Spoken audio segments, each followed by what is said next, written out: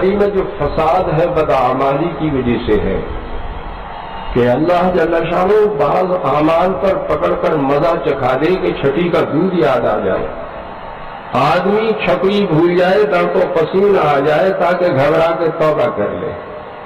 فَلَنُذِيقَنَّهُم مِّنَ الْعَذَابِ الْأَدْنَىٰ دُونَ الْعَذَابِ الْأَكْبَرِ لَعَلَّهُمْ يَرْجِعُونَ۔ اللہ جل شانہ جہنم کی بڑی مصیبت سے پہلے دنیا میں چھوٹی چھوٹی مصیبتیں بھیجتا ہے تاکہ لوگ گھبرا کے توبہ کر لیں۔ میرے بھائی دوستو بزرگوں، مصیبت نعمت بن جاتی ہے اگر دل کا رخ اللہ کی طرف ہو جائے۔ اسی لیے حدیث پاک میں اللہ کا حبیب ہے یا طبیب ہے۔ طبیب کبھی شوگر کوٹڈ گولی دے میٹھی میٹھی، طبیب کبھی شوگر کوٹڈ گولی دیتا ہے میٹھی میٹھی، اس سے کام نہ چلے تو کڑوی کسیلی دیتا ہے، اس سے کام نہ چلے تو انجیکشن کرتا ہے، اس سے بھی کام نہ چلے تو مائنر آپریشن کرتا ہے، چھوٹا آپریشن کرتا ہے، اس سے بھی کام نہ چلے تو major operation open heart surgery کی اور 4.5 لاکھ روپے لے لیے۔ تو علاج نفع کے لیے کراتے ہیں نقصان کے لیے؟ ہاں، اسی لیے بزرگوں نے لکھا ہے کہ بعض لوگوں کو اللہ جل شانہ مصیبتوں کی زنجیروں میں باندھ کر اپنے قریب لاتے ہیں۔ جیسے زنجیر کی کڑی سے کڑی جڑی ہوئی ہوتی ہے، ایسے پیدل پہ مسلسل متواتر مصیبتیں ڈالتے ہیں تاکہ لوگ ڈھیلے پڑ جائیں، گھبرا کر توبہ کر لیں۔ فرعون پر 8 مصیبتیں مسلسل آئیں، شاید نرم پڑ جائے، شاید رجوع کر لے، شاید توبہ کر لے، جب نہیں مانا تو نئی نہ آتے اسے اچک دیا، بیڑا غرق کر دیا۔ اور میرے بھائیوں دوستوں بزرگوں، حالات اس لیے خراب ہیں کہ اعمال خراب ہیں، حالات اس لیے خراب ہیں کہ اعمال خراب ہیں، اور اعمال اس لیے خراب ہیں کہ دل کا یقین خراب ہے، اور دل کا یقین اس لیے خراب ہے کہ اس کے ٹھیک کرنے کی محنت نہیں ہے۔ جسم میں گوشت کا ایک ٹکڑا ہے، وہ ٹھیک ہو جائے پورا جسم ٹھیک ہو جاتا ہے، وہ بگڑ جائے تو پورا جسم بگڑ جاتا ہے۔ وہ کیا ہے؟ کیا ہے وہ؟ ہاں، ہم یقین کے ٹھیک کرنے کی محنت میں لگیں گے تو یقین ٹھیک ہو جائے گا۔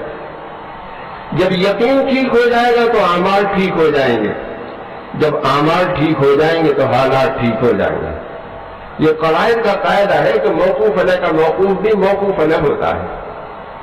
پھل کے لیے درخت کی ضرورت ہے، درخت کے لیے زمین کی، زمین ہوگی تو پھل ملے گا ورنہ نہیں ملے گا۔ اگر کسی کے حالات خراب ہو کیا کرے کہ یقین کے ٹھیک کرنے کی محنت میں لگ جائے۔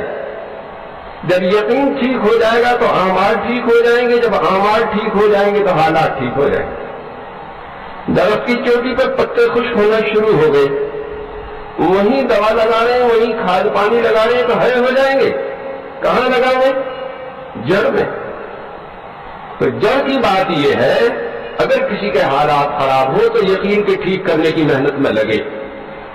اس محنت کو دعوت کہتے ہیں۔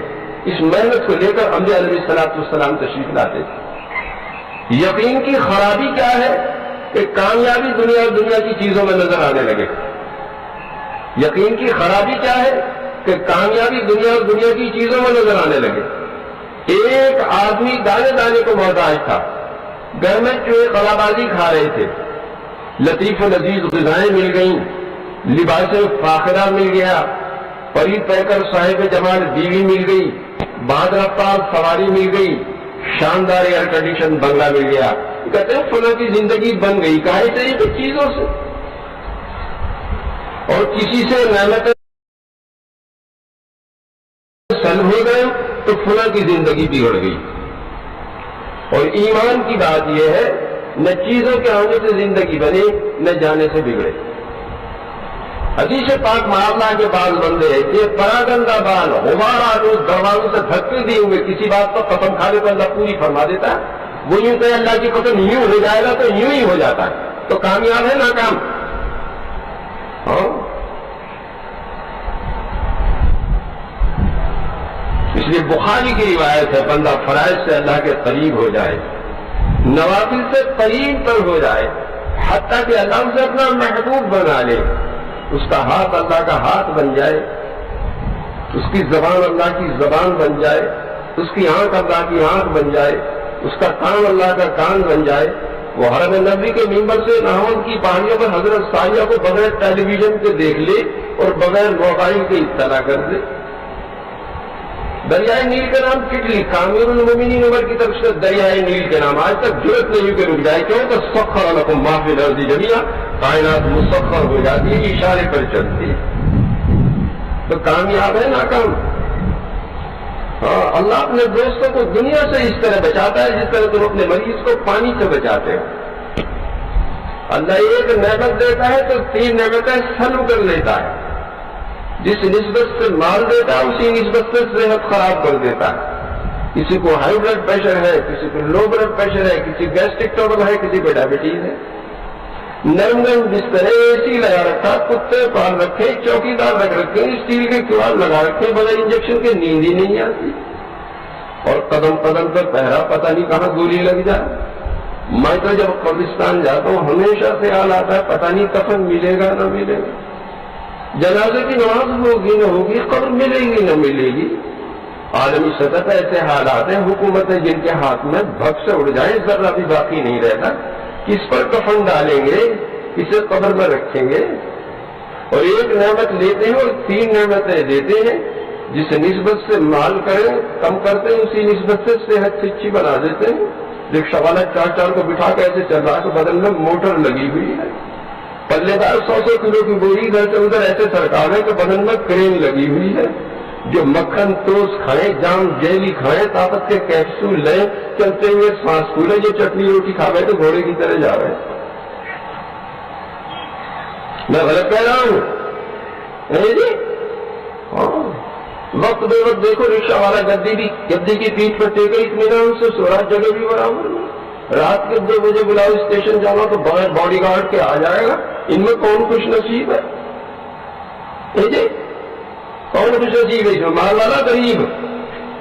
اور یاد رکھیں اس دھوکے سے نکلنے کے لیے تبلیغ آئی ہے. کبھی سناؤ غریب بچے کو بدماش اٹھا کے لے گئے 50 لاکھ روپے مانگ رہے ہیں. سنا کبھی؟ اس کے بچے کو اٹھاتے ہیں. ہاں، اسی لیے فرمایا حضور صلی اللہ علیہ وسلم نے قابل رشک و مسلمان جس کے پاس بقدر کفاف روزی ہو کہ آج وہ عافیت کے ساتھ چٹنی روٹی مل رہی ہے، عبادت کا واقعی حصہ اسے ملا ہو، دعوت میں، تعلیم میں، عبادت میں، خدمت میں، جیسے اللہ کے راستے میں جٹے رہتے ہیں ایسے گمنام زندگی گزارتا ہو. شہرت بھی ایک وبال ہے. ابھی دوپہر کا کھانا کھا کے لیٹے تھے، ذرا آنکھ لگی تھی، ایک صاحب نے آ کے گھنٹی بجائی. السلام علیکم. وعلیکم سے کیا بات ہے؟ اجی بہت دنوں سے آپ کا نام سنا تھا، زیارت کا اشتہار تھا، زیارت کے لیے آیا تھا. السلام علیکم، جا رہا ہوں. اٹھا کے چلا گیا.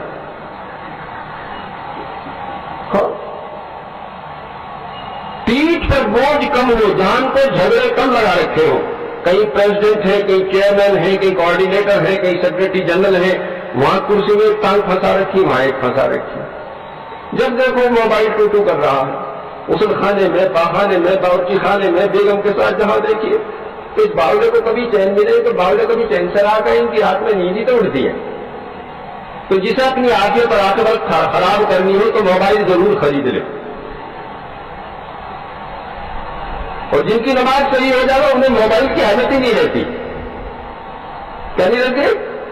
وہ تو مدینہ منورہ سے نہاون کی پہاڑیوں میں بغیر موبائل کے حضرت سایہ سے کہہ دیتے ہیں ادھر ہٹ جاؤ ادھر سے، ضرورت نہیں رہتی. تو جن کے ہاتھ میں موبائل دیکھتا ہوں میں سمجھتا ہوں یہ تو یہ نعمت ملے گی.